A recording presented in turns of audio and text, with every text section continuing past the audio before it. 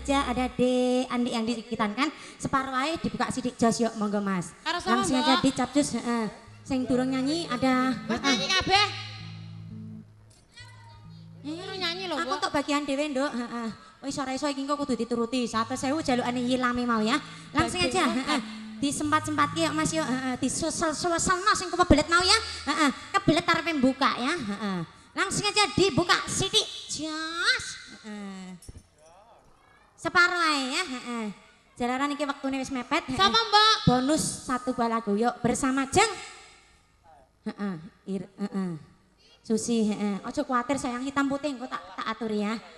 Iya sayang, beres. Mbak Eka nanti yang nyanyi ya. Yuk. Sabar bro, sabar. Tenang. Andek rene nduk, andek rene. Kowe ning kene nduk. Nek kelekak, nek dimplok elah. Nek dimplok Susi.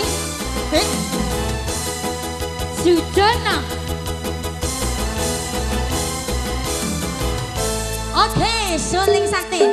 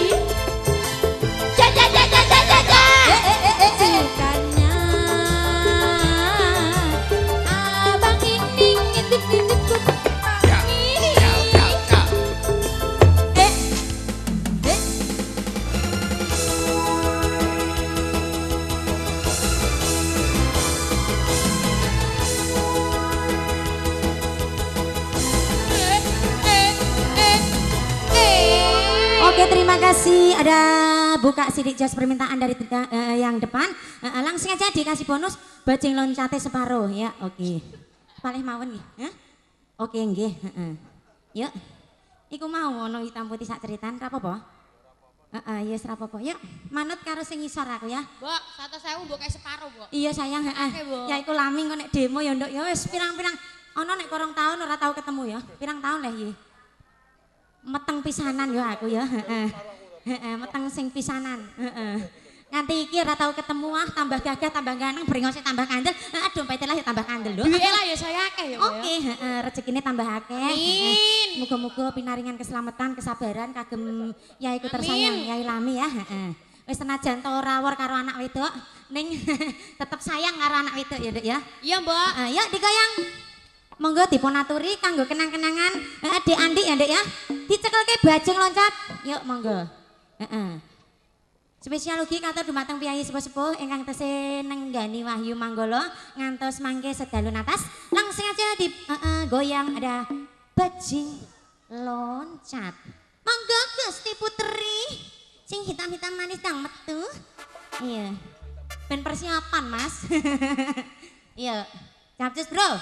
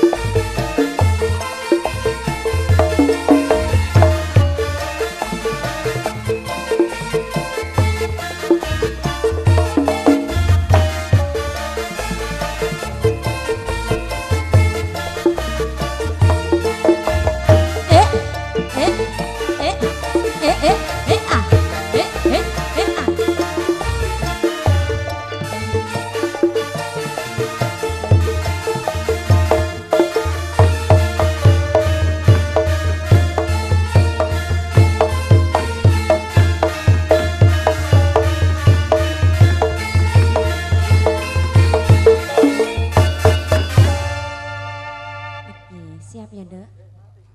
Bajing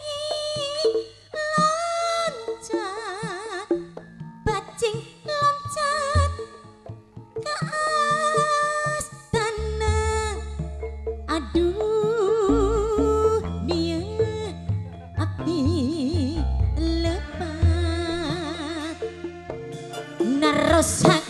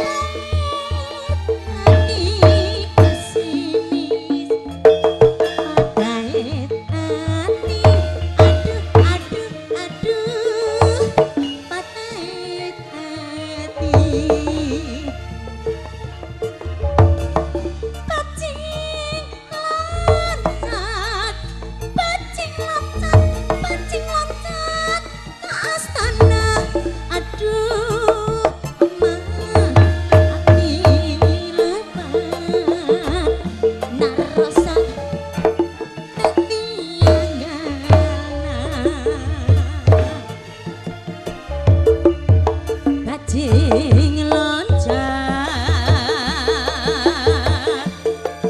bajing loncat, bajing loncat, bajing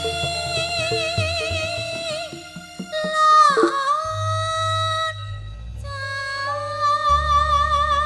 Oke, langsung dicapcus hitam putih separuh spesial kagem Dek Andi yuk. Palenggahane ditata sing rapi, Nduk. Yuk, heeh. Separuh wae, Nduk, heeh. Mesake anak-anakku yang dari samping ya. Oke, digoyang lagi yo. Prikitiu. Oh yeah. Oke, sebagai lagu yang terakhir, selamat berjumpa lagi di Tanjung Sari besok ya bro. Go, go, go. Yang hitam Jeng Eka. pacarku yang pertama. Oh iya, Dia tampan dan kaya, sangat manja padaku.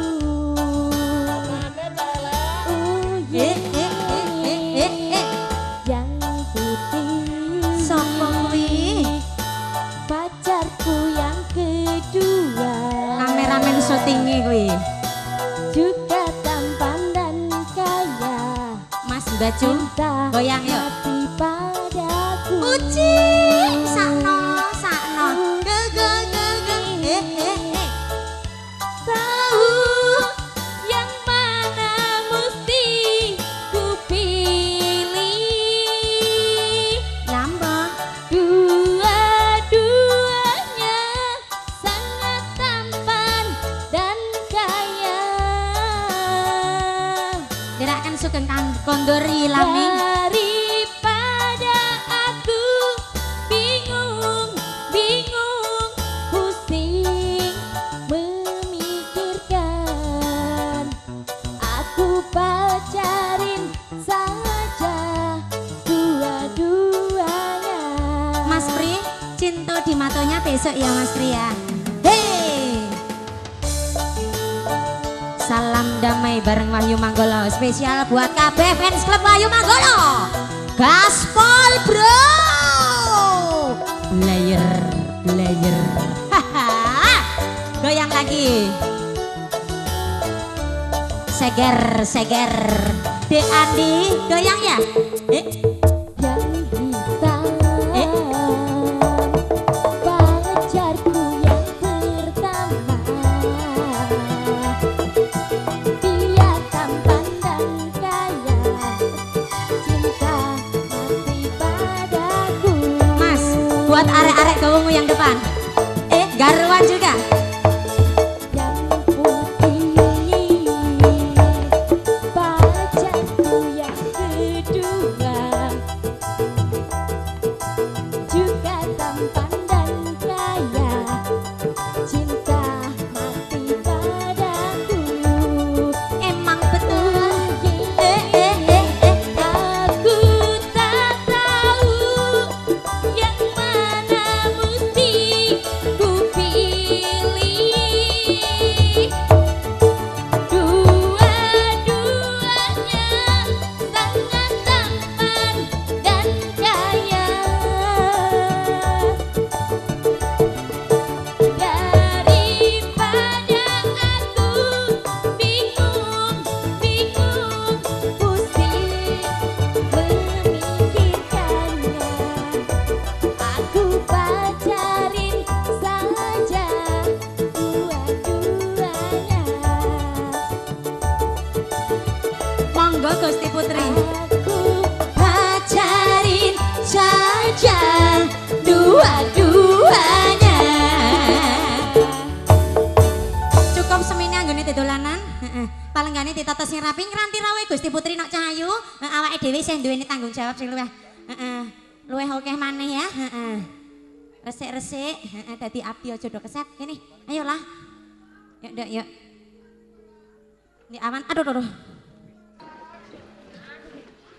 Aturanen nggih Gusti Putri. Indra, Ya, Bu. aku njaluk dulu Untuk mukono yang kepatian timbali paman harajat pokok. Ngestokaken dawuh kono nduk diri kesisik nduk. Ayo, ayo. Mangga Dara. Protok, ayo. Paman Pate. Nanti dawuh ngono lho. Monggo pelaturan renggah paman. Gusti Putri karo dalem nyuwun mriksa menapa kemaripun Gusti Putri kersa nimbali ngabdi. Saderipun kula nyuwun ageng pangasami tinjang dalem si paman. Mbok menawi nggih kula utusan kan abdi supados menika marak wonten dalem taman kaputren menika ndamel kaki ping pinggalih panjenengan paman. Mboten Kanjeng Putri. Kepareng modal dawuh. Ngaten uji paman harajat napa. Mumpung wonten kraton Mujara menika wonten kalodhangan wektu. Ategis mboten wonten sesanggeman utawa kewajiban ingkang badhe kula lampahi. Ing mriki kula kepengin sanget bedapikat. Kados kewan kanggo isen-isen wonten ing kebon raja paman. Ngersakaken bedak pikat minangka pados isen-isenipun kebon raja. Menawi sedaya keparengipun Gusti Putri ngersakaken bedak pikat. Nyumanggaken kula ing mangkenipun jampangipun lampahipun Gusti Putri Kencanawati. Ingkang kula kersake kados ngaten. Mergo sakmenika kula sampun utusan kaliyan para prajurit supaya nyepake uga rampen kangge bedak pikat. Gek monggo jengkar sakmenika kemawon paman. Monggo Gusti Putri.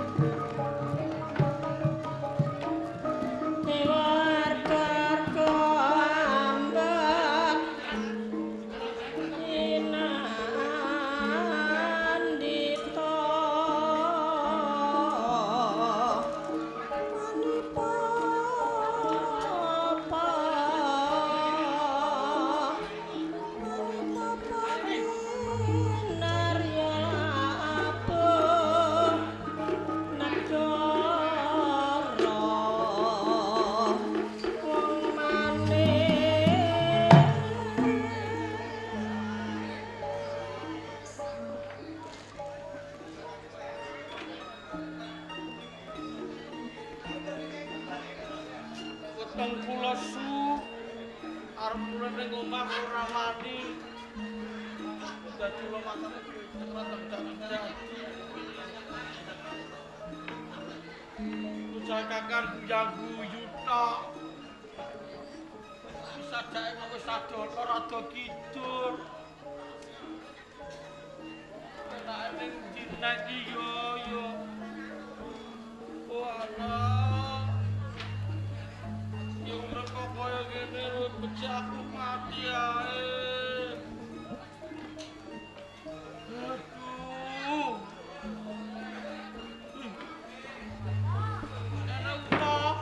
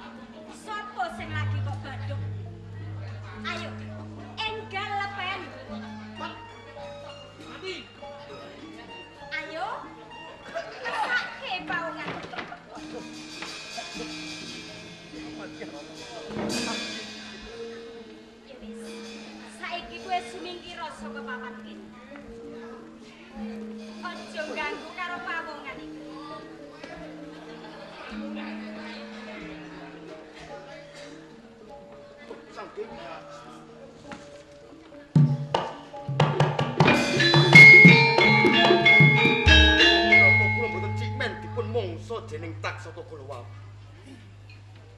Durung titi wancine kowe tumekaning pati. Dasaripun menapa Sang Dewi? Mergo aku ngerti. Sekabeng lelakoning uripmu. Arepa kowe kepengin tumekaning pati, yen Gusti durung nemtokake ora bakal kelakon kowe tumekaning pati. Nanging kula kapilana pejah kanthi dipun mangsa dening taksaka kula wau. Katimbang gesang kula. Mergo kowe rumangsa tidak sia karo wong tuamu ngono. Legowo. Aku ngerti sepira panelangsaning atimu. Mergo kowe duweni rupa kang ala. Kejaba saka kowe wong tuamu uga ora ngakoni karo kowe. Nanging ngerteno. Donya kuwi isine loro. Ana ala uga ana apik tuladane kaya dening kowe Legowo. Nanging percaya karo panguwasaning Gusti.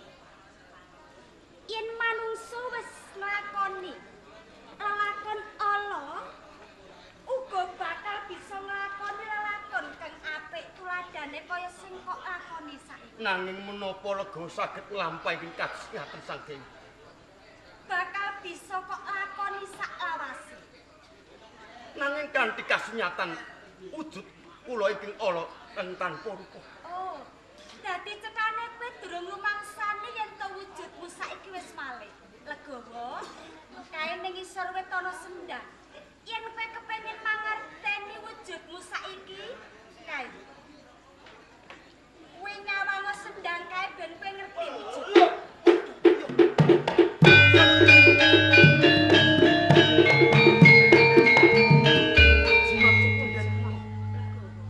Tansah ngayomi dhateng gesang kula. Seneng atimu to? Bareng saiki kowe wis malih wujud. Pasuryanmu wis katon bagus, gagah pideksa. Mboten nyono babar pisan. Saengga kedadosan kula dipun mangsa dening taksaka kula wau. Pengangkah kula pin sanget dumuginipun pejah kanthi dipun mangsa dening taksaka kula wau. Nanging dumawah kosok wangsul. Kepiye Legowo? Malah wujud kula ingkang ala tanpa rupa. Satemah klampah bali duing kuning sak limperahipun tiyang. Legowo, saiki wis mantep atimu. Areneng wujudmu wis kaya ngono Legowo. Kabeh kuwi mau saka aku. Kanthi menika Sang Dewi. Kula sampun nampi dhateng budi kapujikanipun Sang Dewi. Lajeng sulih menapa ingkang patut badhe kula aturaken kaliyan Sang Dewi. Menapa jiwa lan raga kula yen perlu nyawa kula lila lan Legawa badhe kupasrahaken dhateng Sang Dewi. Apa bener kaya ngono Legowo? Nanging sejatine panjenengan sinten Sang Dewi? Ngertenono.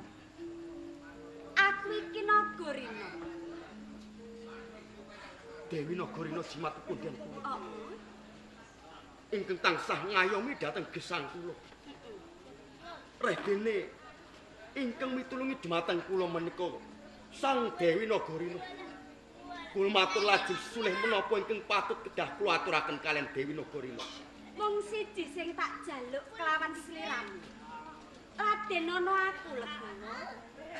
Kula kedah lelados kaliyan Dewi Nagarina. Bener?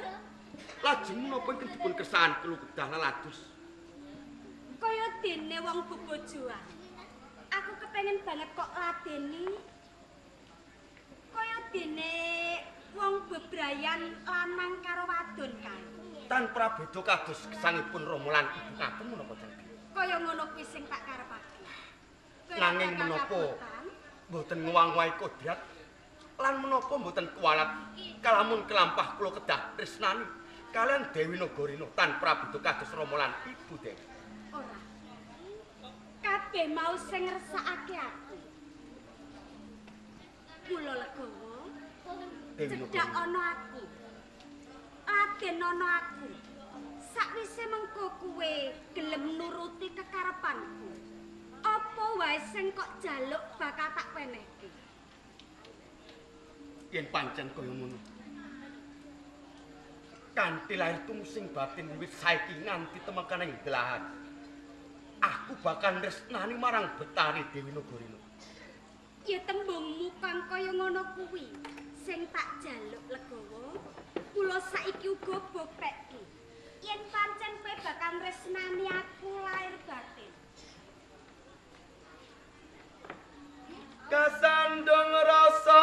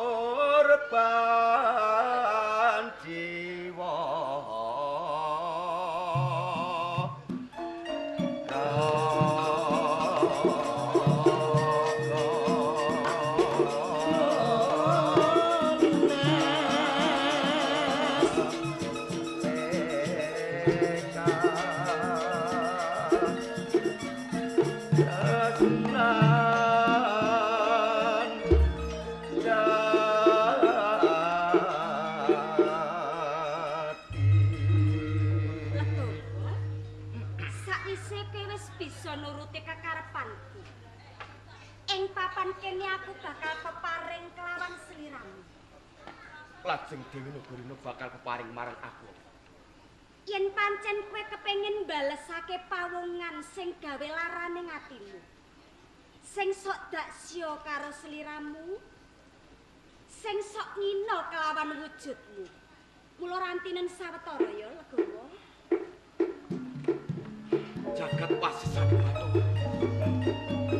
Sebesar malih nunilaken agung panuwun ing ditang Windan. Legawa. Piandel loro cacahe.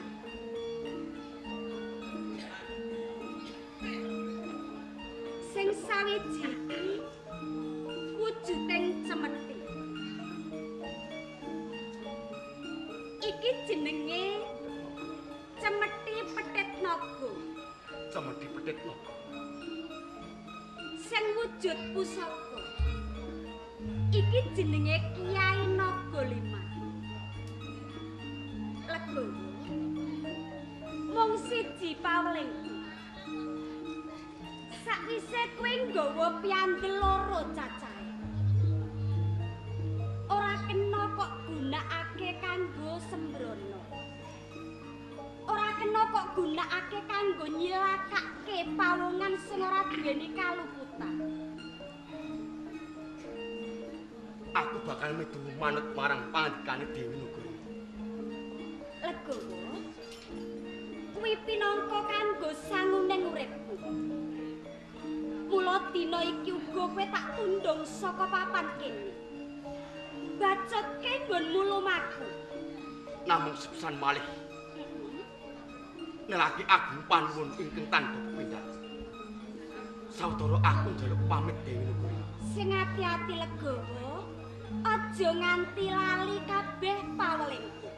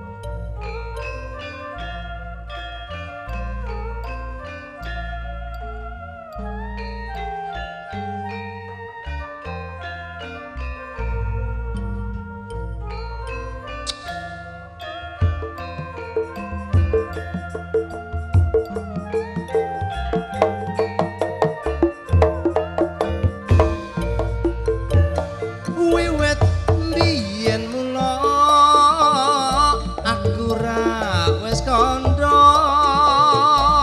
aku wong nista tanpa bandha donya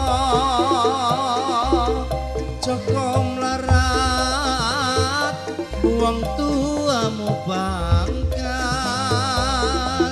aku rekoso urip wis mulya iki wis wancine kowe didhauke karo priya bagus sing padha ora nyono lan orang legewa yen sliramu atega palakrama srengenge ngulon parane yen bengi rembulan jenenge kaya ngene rasane wong ra duwe tresno tenan kok anggap sepele srengenge ngulon parane yen bengi rembulan jenenge esok tempe sorene dadi dele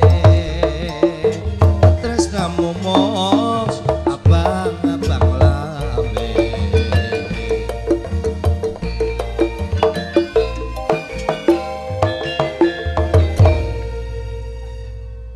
Joko melarat ngelingi panjenenganipun Bapak Mardi karo Bu Karmonah nalika urung ketemu ndek biyen uripe keloro-loro Mas ijeh melarat alah ya mulane saiki wis ora melarat alhamdulillah saiki lakone sugih gaweane mulane iku sugih melarat iku pancen wis ginaris tegese iki jodoh rezeki pati iki pancen wis dikersakno karo sing gawe urip. Jane sing salah sapa ngene? Sing salah sapa? Mas Mardi. Kok iso? Dek mben teng nanggap Wahyu Manggala. Gini ya. Wah, wis sugih dek mben-mben. Saiki saupamane. Heeh. Saiki lagi kelakon anane nanggap Wahyu Manggala krana putrane njaluk disunatno kudu nanggap Wahyu Manggala. Heeh. Lah kok nggih biyen mbok nanggap Wahyu Manggala iku lah apa? Njaluk pesugihan Nyi Loro Kidul iki mangga. Endi? Iku mang. Piye cah iki gak roh kowe? Iya piye? Walah, alah. Sing nganggo antena parabola grendep. Iku mang trima muni sugih kowe cung sugih ra umum. Tapi ning kono ya mangan sisane wong. Omong seneng ngamuk neko-neko iki. Lho iya.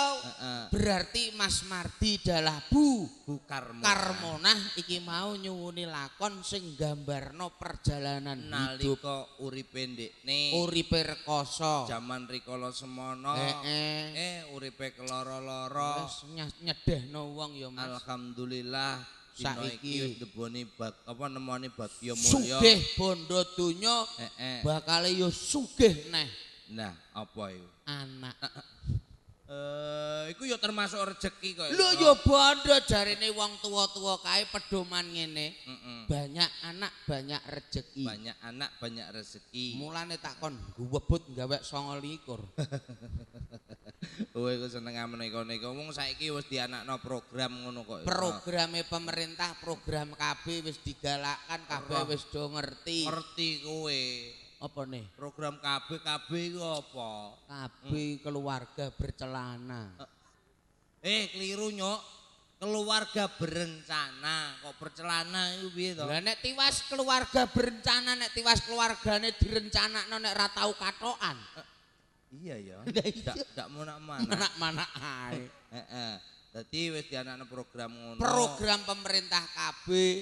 Kowe mang yo ngandakno. Wis ngandakno. Jare pati jodoh rejeki ana sing ngatur. Wis ginaris, Wis ana sing ginaris. ngatur. Nek raketang piye kan Lah. awak dhewe kudu iso ngekeki sesorah. Sesorah. Ngekeki pitutur. Pitutur. Karo Dek sapa sing Andi. Dek Andi sing Dek disunat. Andi Nek dagelan lucu lucu. ning TV wis pirang-pirang. Pirang-pirang. Wis bendina. Bendina. Sing angel iki dadi dagelan Sing pitutur. Pitutur ya wis akeh. Apa iki? Sing urung enek. Apa? Dagelan di penjara. Kepengen kowe. Lho, ora nek kowe ame dhisik ndang dhisik lah. Ora ngono kok. Lah aku krungu jare ngenane nek kowe lagi metu. Metu sedelok wong di penjara 3 sasi. 3 sasi. 3 sasi. Iya Allah cah iki lah. Lho biasa aku Mas aku tilik-tilik kancaku ning jero kono. Ngomong ame dadi lagi metu penjara 3 sasi kowe. Mulane rambutku digunduli. Kasus apa janjane lah? Alah sini-sini wong. Lah nek sini ora masalah wong kabeh iku dienggo pengalaman, dienggo pasinaon kok. Kasus perkosaan. Heh? Kasus perkosaan. Perkosaan? Heeh. Lho merkosa apa kowe? Pitik. Ono kok menungso merkosa pitik yo. Asline kan bakule sing ame tak perkosa. Bakule mlayu pitike sing kecekel. Kena dienggo pasinaon. Nggo pasinaon Lah iya, karo dulur-dulur. dulur ndi? Kowe kula napa kowe iku? Kowe kok napa kowe iku? Barno sik, Barno. Ora ngono iki ngoni-ngone sapa kok isih do melek iki lho ya. Iki suwayahe bengi kok ana apa? Dik mangan ya kene kok. Ora enak saiki nang ndi? Gak enak. Oh aku ya senengku cah cilik-cilik ngene iki lho. Bebas hambatan. Ora bebas hambatan. Ateke ora tau tuku pulsa, pulsane bek terus iku ya cah cilik-cilik. Nggih, alhamdulillah sesepuh pinesepuh dalu iki tesih ngrenggani Wahyu Manggala. Amin. Mas abot-abote kepengin nonton Wahyu Manggala, Mas. Lho iya. Nek ngene carane ya Pak Mardi ya rada irit. Kok irite nggo napa? Ora usah nyewa kursi ndelok ketoprak do nggo perpal ngene iki, Nek. Jajalan iku. Iku do Nyaiku malah ya Allah nyinyi. Mbok nyai. Ya Allah seteng alah ya. Dukun bayi mah gak melo delok. Ngene iku pas ndang delok. Kene. Ngene iku mau ngrungokno blok kok. Saiki kene dede tau iki. Ana apa? Cara mbah iko karo mbah sing sijine lho. Heeh. Nyai do nyai. Ngene iku sesuk nek karo linggih jagungan karo urut-urut rambut. Kene. Ketopake apike ra umum. Sing mudeng sapa wong aku turu. Nggih. Heeh. Alhamdulillah Mbok Nyai. Muga-muga diparingi panjang yuswa. Nyi, ketoprake rene kok malah ngawasi rono lah apa? Ngingetno Isin kowe disoting. Kok isine ngono ngingetno sepedae ning kono. Oh gak apa-apa wong carane ketoprake disoting kok.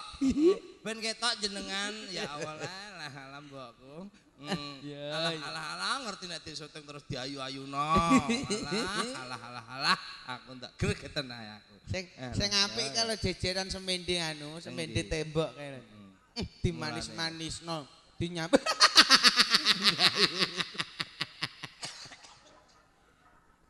Malah lunga. Mulane wong ngelingi. Gini. Ijen enom ae. Iya, wong wedok-wedok lho. Iki lho dienggo contoh. Contoh. Wong wedok-wedok nek jenenge kementuse ra umum, disenggol. Prei Mas, saiki kok buruh nggawa blok. Aduh. Ngomong, lha burung gawa iki lha apa? Wong lanang karo wong wedok. Iku nek wis tuwa iku dhewe-dhewe. Lah nek dhewe-dhewe Mlakune aneh-aneh kok. gene ya. Nek wong lanang karo wong wedok mlakune aneh-aneh iku piye? Lah, kok bedane ning apa? Nek wong lanang, Nek wong lanang, mlakune sok ben nek tuwek kowe kaya aku. heeh. Sekitar umur 70 ngono ae. Ijeh ngengkeng. Ijeh ngengkeng, mlakune rak ngene. Ayo anyi. Ayo Ngajak anyi. ping pira nyi? Ayo anyi. Heeh. Tapi wong wedok Nek sing wedok nek wis tuwa, mlakune dhewe neh. dhewe. Wis ora kuat tok. Yi. Wis ora kuat tok. Ngomong apa? Seneng apa nek kene ngelingi. Mulane nek ijenem padha sing ati-ati, ngelingi nek wis tuwa. Ana apa kowe? Ora. Adek kelingi nek nom sing hati-hati. Kena dienggo pasinaon. Nggo Kena pasinaon. dienggo gegambaran. Lho iya, Mas. Lah mulane iku. Apa-apa kudu dipikir tuna lan batine. Nek saiki dilakoni ora kepenak ya aja dilakoni. Kaya contone kaya panjenengane Mas Mardi. Nyatane rekoso dhisik kae jare ana tetembungan. Nah, Berakit-rakit dahulu. Berenang-renang ke tepian. kaya lagune Roma iku ya. Lagune Roma. Berakit-rakit dahulu. Berenang ke tepian. Sakit-sakit dahulu, susah-susah dahulu, baru kemudian bersenang-senang. Teng teng teng teng teng teng teng teng teng teng teng teng. Pedhot kita. Wah, dadine Loro dhisik kepenake tiba mburi. Nah. Rekoso dhisik kepenake tiba mburi. sarwa apa wae Lho, iku iya, nek Mas. dilambari kanthi tinambaran kang ati kang sabar. Ah, iya. Wa insyaallah bakal nemoni bagya mulya nyatane alhamdulillah ora nyono ora ngira panjenenganipun Pak Mardi. Dalah ibu. Nah, Karmunah Kormun. duwe gawe sunatan ae diandik Diseneng-senengke. wis diseneng-senengno. Nimbali Wahyu Manggala. Alhamdulillah delalah nanggap ketoprak Lah iya. raketang panggonane awor letong. Endi kok awal letong? Nah iku apa iku Iku jajalan? gak letong. Apa iku? Kandang sapi isine dami. Heeh, wala alhamdulillah matur nuwun nyatane panggonane wis lempar disubyo-subyo. jane, Mas, ya. Heeh, kepengin nanggap ketoprak delok iki diresiki kabeh sanane. Dondonga ae. Ndongakno Iki De Mardi, Mas Mardi karo Bu Karmonah. Bu Karmonah Ijen duwe jadangan loro. ngono. Iya. Muga-muga Sok ben rezekine saya mbrah. Amin. sunatan neh. Amin. Sunatanah Dik Dimas. Amin. Heeh. Nanggap ketoprak Wahyu Manggala. Amin. Sok pitung sasine garwane sing garbini. Bu Karmonah. Kira-kira dhisik endi ya sunat karo mitoni ya? Ya dhisik mitoni Mas. Dhisik Wong mitoni. Dik Dimas iki jeh cilik nek mitoni kan delok engkas. Ngono. Iki menawa wis sekitar 5 sasinan. Kok roh kowe? Arek 2 sasi. Kowe kok roh? Tebak-tebak tepat. Ngono. Mbok menawa Heeh. ketoke wetenge wis gedhi apa trae dastere sing kegedean iku mang ya. Ora ana kowe iku ya pancen ya nek menawa wis pitungane sakmono. 7 sasine engko nek wis meteng, Heeh. wis gedhe jengene tedun. Tedun. Heeh. Heeh. Muga-muga ya Mitoni kok tedun lho apa? Ha iya mitoni tedun. Heeh. Mitoni tedun. Ora ana. Muga-muga syukurane nanggap ketoprak nanggap Wahyu Manggala lakone sing apik. sing apik, Muga-muga syukur-syukur ya gone jajak. ajek, Wetoprake ajek. ajek, Dua gelane jajak Ajek, SGM. SGM, Sendur gendon mogol. mogol. Ngerti neh. lair apa Lair. sing didam-idamno ketekan Heeh. kepengin duwe anak wedok. Ngono. Delalah Lair lair wedok. anak wedok Syukuran. alhamdulillah. Syukuran geden-gedenan Nanggap Wahyu Manggala neh ya panjake jajak, wajek, wayange ya jajak, wajek, dagelane ya ajak, wajek, sendur gendor gendon gendor mogol. mogol. Heeh, so anak wedok wis gedhe Ulang tahun setahun saking seneng. saking senenge. Ulang tahun Heeh. nekakno Wahyu Manggala. Nekakno neh. Wahyu Manggala neh. Muga-muga panjake jajak, Ajek, ketoprak ya jajak, toprak ajek. dagelane kari loro. Heeh. Arek aku karo mogol. Lah aku Kowe ndre wis nang kono piye? ning ndi? Waduh, ngojek ora tutuk. Lho. Ameh muni mati. Lho ora aku ora muni jaba nak kowe kok. Aku iku mati gelem-gelem ae. Kenapa? Dalane sing ra mudeng. Lho dalane nek ora mudeng tak terno. Lho kowe sing wis roh ngono e. Kowe ndang dhisik angko tak tutno. Ana wong mati kok selip-selipan. Matilah aku ya ora apa-apa wong jengene jarine kene pati jodoh rejeki. Heeh. Hulu nafsi dha'iqatul maut. Alah, omong apa? Dagelan ora pokro nek ngomong kulu nafsi dekul dimut apa iku mau? Dimut untum ben blidah.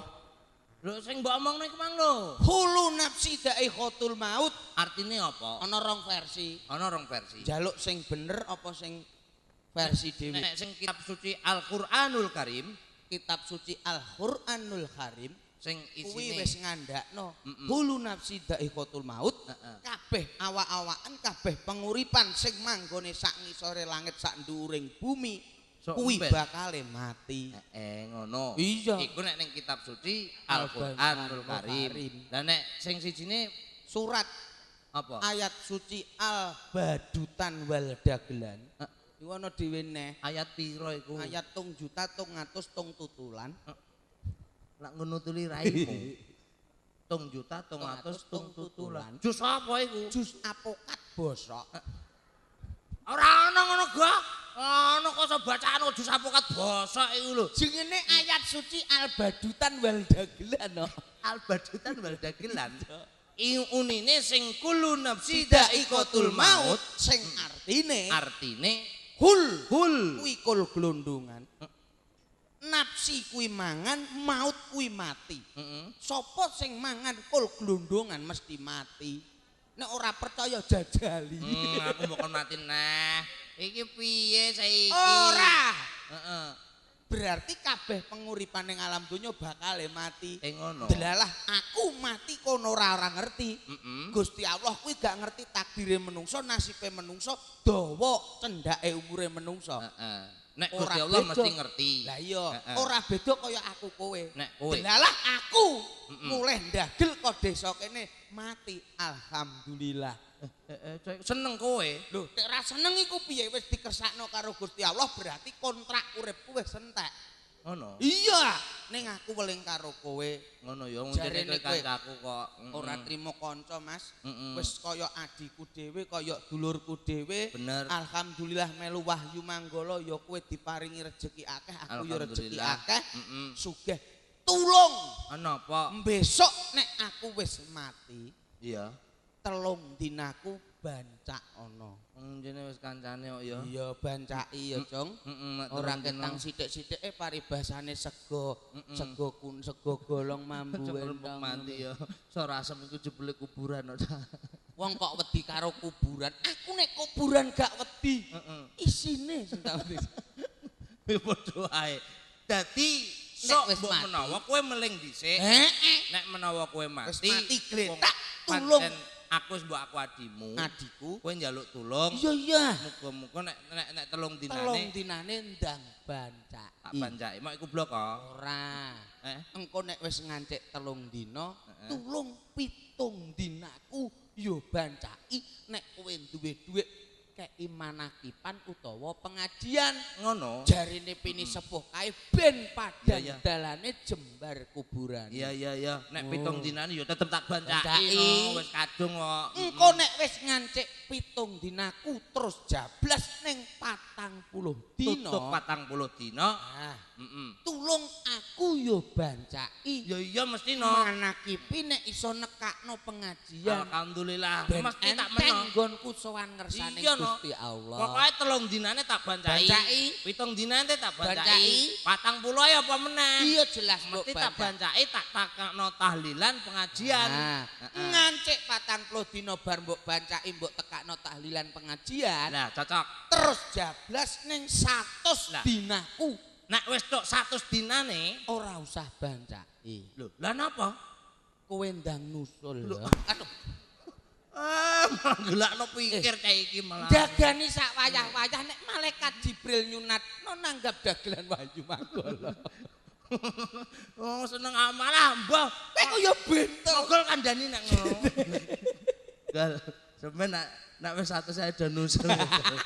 Oh, seneng Ora wong amoh. jenenge pati kuwi ora ana sing ngerteni panjenengane Gusti Allah. Subhanahu wa Rezeki ta'ala. iso digoleki contone kaya panjenengane Mas Mardi.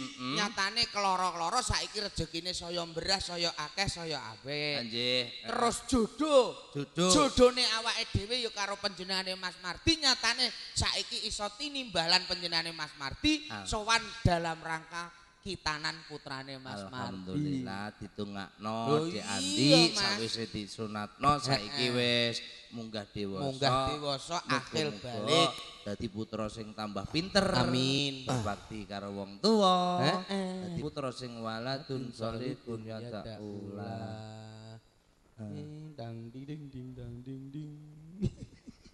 Au, rembukan udah medeni wong. Bebaleke dobel. Wong senengane. Ana rembug mati. Lho. Jare ana dalane mati barang. Ya ana dalane mati ku ya akeh.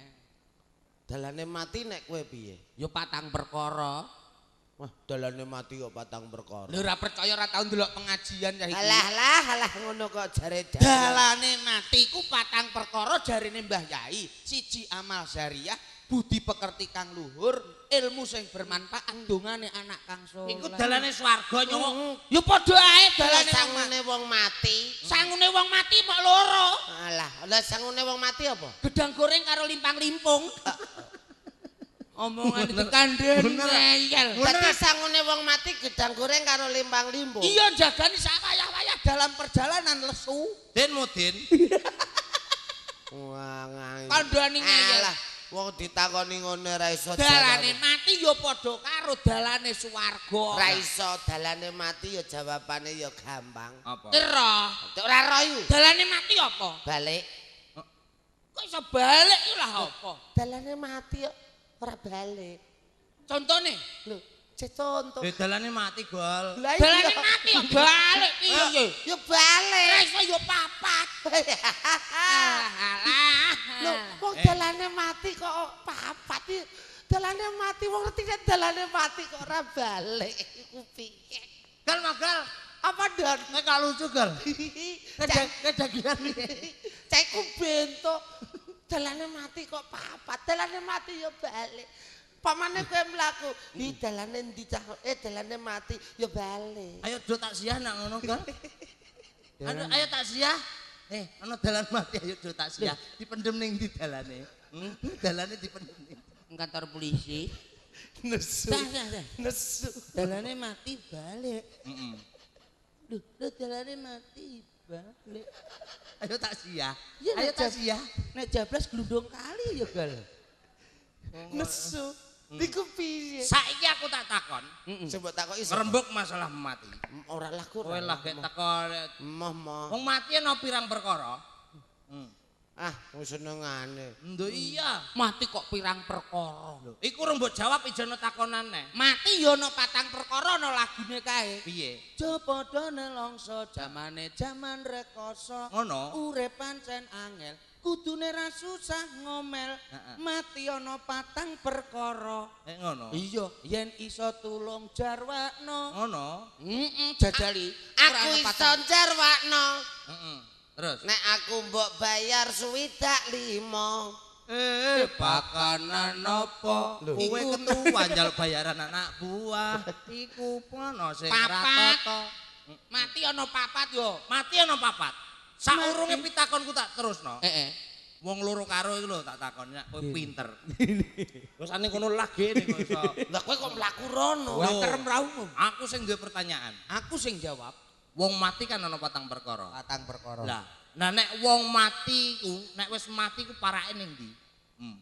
Parake yo delok-delok. Parake yo ning kuburan. Yo ning kantor polisi bareng go divisum sik. Ora iso. Ana tek mati parake nondi. Aku ngerti karepe Sendor. Aku ngerti karepe Sendor mati digawa ning kantor polisi. Apa? Lah upamane mati kecelakaan digawa ning kantor polisi. Nek mau mati umume ning kuburan. Kuburane kuburan. Iku nek umume. Iya. Wong mati ku berarti parake nang kuburan. Ora iso. Lah nek kowe? Nek kowe karek sing mikul lah. Terus arep duga ning kuburan ada ning pasar dak karek sing mikul piye? ngene gal sampean do weling karo sing mikul ya. Do weling karo sing mikul piye? Nek gendon mati sampean aja gawa ning kuburan. Nah lho digawa ning gadian iya. Iya digadekno nek menawa payu ndas. Ana mayit kok digadekno. Lah salamet ana wong mati kok mlaku ning kuburan iki lho. Nek mati ana patang perkara, mau ana lagune. Lagune. Jopodo nelongso Jamane jaman rekoso. Urip bakale mati. Mati ana patang perkara. Jamu temu ireng. Bojoku lemu atiku seneng. Lho iki tekan ndi iki? Sopir lori. Lah wong mati patang perkara kok tekan jamu temu ireng. Ya ora apa-apa udah gelan kok santuntuke ya. Jamu temu ireng. Aku yo angger mengo ae iki. Lah iya. Piye mau? Jamu temu ireng. Bojoku lemu atiku seneng. Mang ana anu mang. Apa? Bojoku Lemu lemu aku yang melok mengo. atiku seneng. Sopir lari coplok dasem kowe. Iso Apa? Sopir lari. susu kempir diolori. Aku ngerti cahiku. Perkarane ngomong ngono aku ra. Ayo do balik. Menapa aku donak? Aku donak. Inget tombokku ngemiki digereti. Ayo do balik. Aku dhek pang mula mau madhep ngalor madhep rene lho sendor kok malah ngene. Awase pol dek ini masalah mengemi. Awase pol. Aku ket mau greget tenan. Cah sik acah. Dami iku mang ana apane tak linggahi kok. Dami sing sak gombok iki mau. Heeh. Ya Allah Ku Gusti. tere dibuak gol. Iku dibuak perkara pitike wis do netes. Bekas tarangan. Kemeruyek iya. Wis ben anak-anak